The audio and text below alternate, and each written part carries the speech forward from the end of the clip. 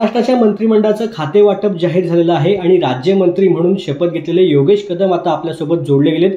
दादा, सर्वप्रथम तुमचं मनपूर्वक अभिनंदन आहे।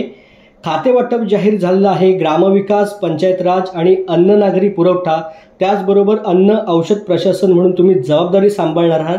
कसं पाहता या संपूर्ण गोष्टीकडे?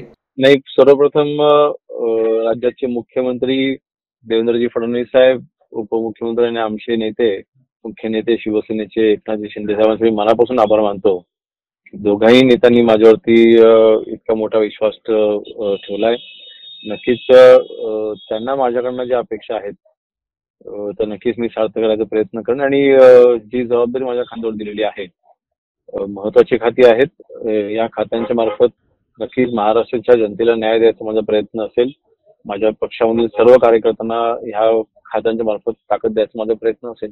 दादा, ग्रामविकास मंत्री म्हणून काम करत असताना तुम्ही स्वतः दापोलीमधील आहात।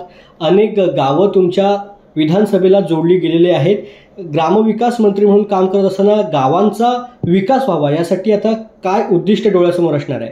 अनेक गोष्टी आहेत। प्रत्येक महाराष्ट्रामधल्या प्रत्येक विभागामध्ये अडचणी वेगवेगळ्या पद्धतीच्या आहेत।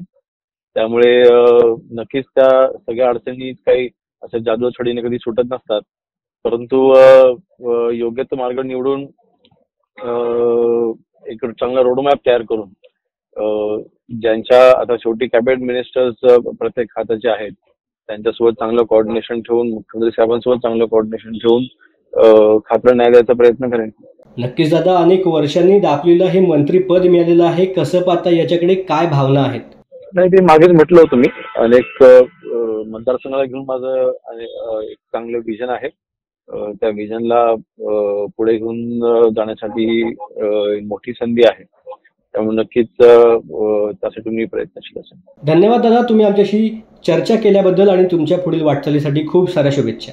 धन्यवाद।